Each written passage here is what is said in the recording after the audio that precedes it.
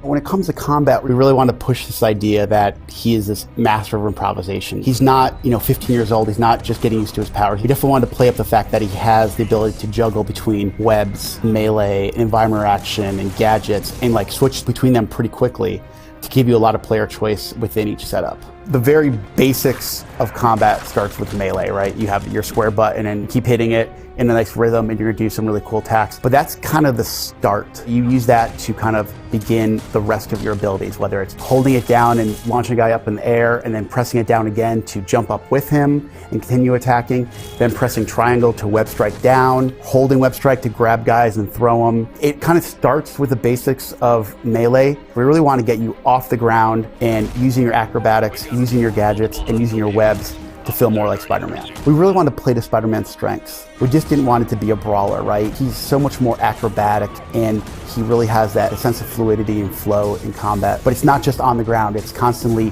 going back up and down, left and right, and using the environment to really deliver that idea of improvisation, and you're kind of in control of that improvisation. So I think of all the little things that you can experiment with. One of my favorite things to do is to punch a guy up in the air and then just slam him down, right, with my webs. But I was experimenting the other day with, hey, what if I punch him in the air and then I start webbing him up?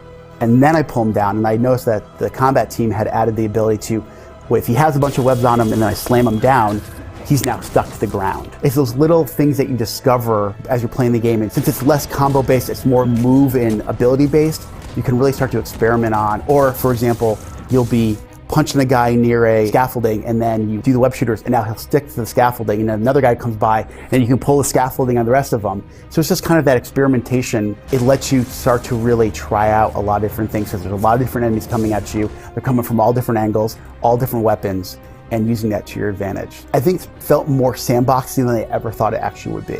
There are gonna be moments where you definitely wanna go in, it's gonna be fast, and it's gonna be hectic, but there are gonna be opportunities, depending on how you wanna play the game, where you actually can slow things down a bit. It'll be a little bit more strategic, a little bit more cerebral, and actually take guys out without even alerting others. So you can kind of thin the herd before you go into it in strike. You have that flexibility within the game.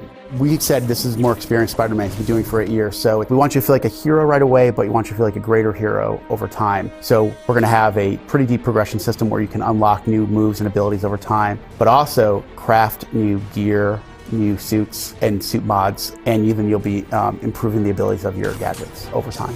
So when I thought about why Insomniac would be such a good fit for Spider-Man, one of the reasons why was our experience with making gadgets. And what's great is that you can access them in-game via a gadget wheel, just like you would see in a Ratchet game or Sunset Overdrive or even the original Resistance. We have the tripwire. I like it because it's so multifaceted, so you can use it. You can be perched above a bunch of enemies and they can be on patrol and you can stick it to an environment and they'll be walking by a wall and they'll get slammed into the wall, which is really cool. But at the same time, if you say you are in the middle of a fight and you place on an enemy and another enemy walks by, they slam together. So it's just a great multifaceted gadget. We have the web bomb, which is great for crowd control. It's just fun to be in the middle of 5 or 6 guys, throw it out, kind of rises in the air, and then just webs go everywhere. Now you can melee the guys, hit them up in the air. What I like to do is send out a line, grab one, start twirling them around your head, and then toss them into the others. One of my favorites is the spider drone, the little guy that hovers above and shoots these rapid fire webs at enemies. You can either use to distract enemies or set you up for attacks. It has the personality of both Peter and Insomniac.